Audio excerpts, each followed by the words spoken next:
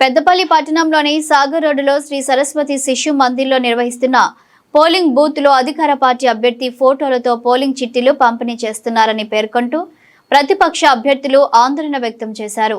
అధికార పార్టీ అభ్యర్థిని లోపలికి అనుమతిస్తూ ప్రతిపక్ష పార్టీల అభ్యర్థులను అనుమతించడం లేదని బీజేపీ అభ్యర్థి శ్రవంతి, జనసేన పార్టీ అభ్యర్థి గుండేటి లావణ్య నిరసన వ్యక్తం చేశారు.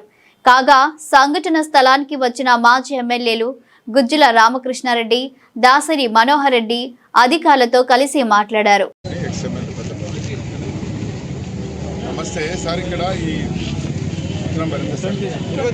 29th వార్డులో మరి మన బూత్ ఆవరణలో ఈ మన ప్రచారం శిర్షిచ్చు తిరుగుతూ ఉన్నారు. ఎట్లా ఇది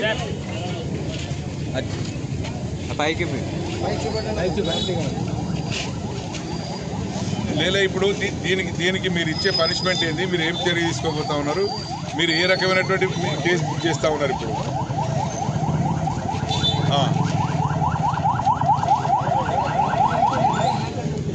ప్రూఫ్స్ ఎందుకు లేవు? ప్రూఫ్స్ ఉన్నాయి, ఇక్కడ ప్రూఫ్స్ ఉన్నాయి అంటున్నా, ప్రూఫ్స్ ఉన్నాయి.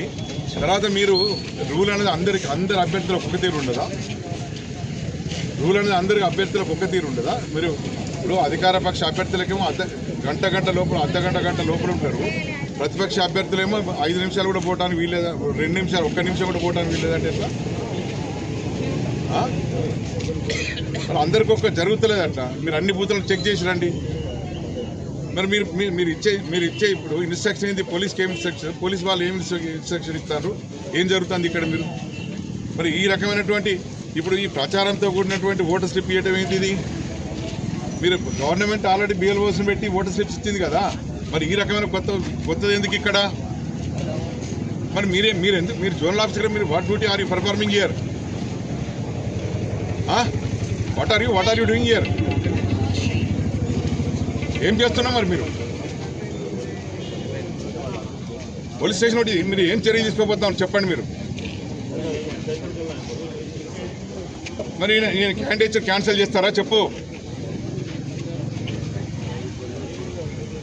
చెప్పండి సార్, ఏం చేస్తారా మీరు?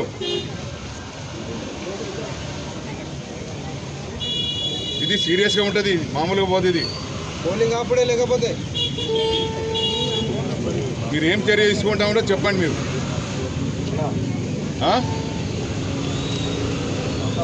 మాట్లాడి చెప్పండి మాకు ఇప్పుడు.